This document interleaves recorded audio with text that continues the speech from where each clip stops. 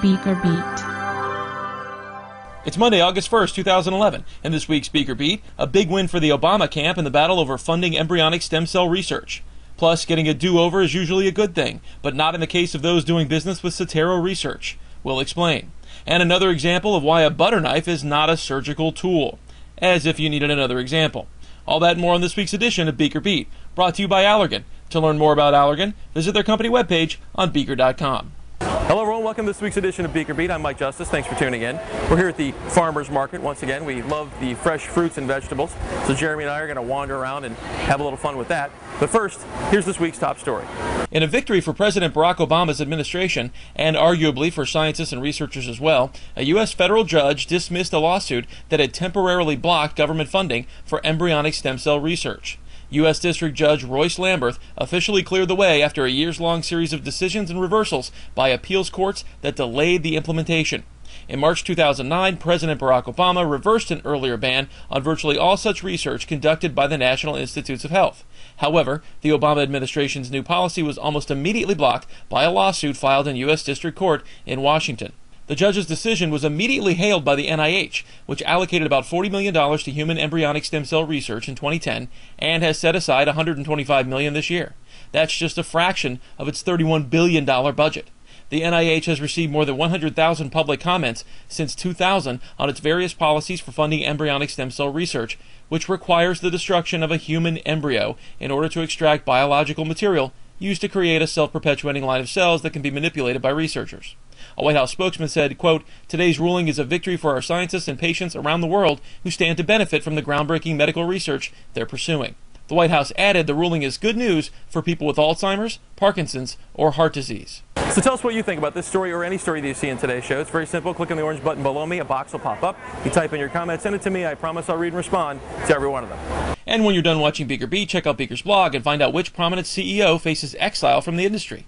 Plus, the FDA plays musical chairs with its management team. Those stories and more on Beaker's blog. Am I just taking the spoon? No, just pull it off. Oh, pull it off. All right. Oh.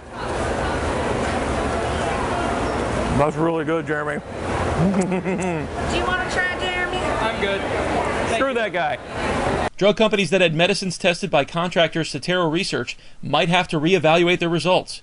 The FDA says the two inspections of Cetero's Houston lab in 2010 revealed a pattern of misconduct that raised serious questions about the research work the CRO carried out between April of 2005 and June 2010. The firm was found faking documents and manipulating samples, and now some developers may be required to pay for a do-over in order to keep the FDA's seal of approval. Regulators found 1,900 instances over a 5-year period in which the lab technicians cited for doing research work weren't even in the facility. That led the FDA to conclude that Cetero may have fixed its work, punting any data it didn't like and ensuring it delivered desired results. And even though the agency says it's unlikely there are any safety issues, sponsors with approved products or pending applications are being asked for confirmation of their results or a repeat of the work. So, you know what I'm craving, Jeremy? Corn. Fresh corn. You know, right off the cob. You know, they just picked it, they brought it in like on a truck. But I can't seem to find any around here. It's weird. It's all cantaloupes and peaches. What are you going to do? AstraZeneca scored a huge victory, gaining FDA approval of its blood thinner Brilinta for acute coronary syndromes. But there's a catch. AZ must conduct a risk evaluation and mitigation strategy program, including outreach to doctors regarding aspirin dosage. The drug could bring in $2 billion in sales by 2015, though some analysts believe it will be far less thanks to generic versions of rival Plavix hitting the market by then. The FDA approval marks the 21st for a new drug so far this year, matching last year's total. If at first you don't succeed, try again. Pfizer is taking another shot at opening a research center in San Francisco's Mission Bay, committing $100 million over the next 5 years to partner with UC San Francisco. The 11,000 square foot campus will employ 40 staffers and researchers. Pfizer announced similar plans back in 2008, but canceled after deciding to buy Wyeth. Medical device prices rose at an annual average rate of 1% between 1989 and 2009, according to a report by AdvaMed. The slim increase in device prices over the last 2 decades is attributed to fierce competition among device companies. There's been a big increase in field safety notices issued by UK device makers in the last 5 years. Field safety notices, issued by a manufacturer when a device is recalled for technical or clinical reasons, have jumped by 1,220% from 2006 to 2010.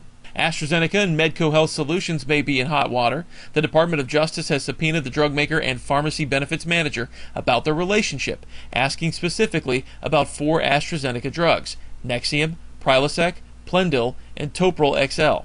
Bad timing for Medco, as they just agreed to be acquired by competitor Express Scripts in a $29 billion deal. The merger is expected to attract scrutiny from regulators worried about antitrust issues. Plus, Medco is already under investigation by the SEC in regards to its relationship with California Public Employees Retirement System. Look, Jeremy, okra. I thought this stuff only came fried. It's weird. It's green. Who knew? Checking Money Matters now, and Bristol Myers Squibb is buying privately held Amira Pharma for $325 million in cash, with another $150 million in milestone payments on the table. The deal will expand BMS's drug offerings to patients with fibrotic diseases. Allergan is buying Malvern, Pennsylvania-based Vicep Therapeutics for $75 million upfront and up to $200 million in milestones. The deal paves the way for Allergan to own a mid-stage topical treatment for rosacea, along with 2 early-stage programs. Some second quarter earnings numbers to report, and Novartis enjoyed a 12% surge in profits, with sales growing 27% to $14.9 billion. J&J beat the street as sales rose 8.3% to $16.6 billion. Gilead Sciences posted a rise in second quarter profits to $746 million, thanks to sales of its HIV products. Hospira posted a 10% hike in sales to just over $1 billion. Thermo Fisher Scientific's revenues grew 12% to $2.9 billion, a record for that quarter. GlaxoSmithKline's results suffered from sharp sales drops by Valtrex and Avandia, plus big declines in flu-related drugs and shots. That added up to a 2% decline in overall revenues. St. Jude Medical reported net sales of $1.4 billion, an increase of 10% over the same period last year. And finally, Abbott Labs saw its worldwide sales rise 9% to just under $10 billion. All right, Jeremy, this is called Devotion. This is allegedly super sweet corn. It's uncooked. Oh, it's really good. You should try some. How is that? After I eat, of course. Cuts like a knife. Yeah, but it feels so right. When used properly and in the right hands, medical devices can save lives. Unfortunately for a 63-year-old Glendale, California man, a 6-inch butter knife is not a medical device. And he's not a surgeon. You see, this unnamed man attempted surgery on himself with the butter knife to remove a protruding hernia from his stomach. When police arrived at the man's home, they saw him lying naked outside on a lounge chair. Well, Jeremy does that too. With what appeared to be the handle of a knife protruding from his stomach. Ouch, down population, you, bro. As police waited for paramedics to arrive, the man pulled out the knife and shoved a cigarette he was smoking inside the open wound. Just like the Terminator. The man was immediately placed on a psychiatric hold and taken to a hospital. His wife had reportedly notified police that her husband had become upset about the hernia and wanted to take it out. Perhaps his healthcare plan is the do-it-yourself kind. A local surgeon said, quote, "It is absolutely impossible for someone to fix their own hernia." Well, duh, not with a butter knife. Everyone knows a Ginsu knife is the proper tool. It'll cut through a branch and still remain razor sharp. Let's just hope he doesn't try to give himself a vasectomy next time. All right, Jeremy, so here we are. More peaches. There's peaches everywhere, so we're going to try and see how good they are. All right, I'm ready.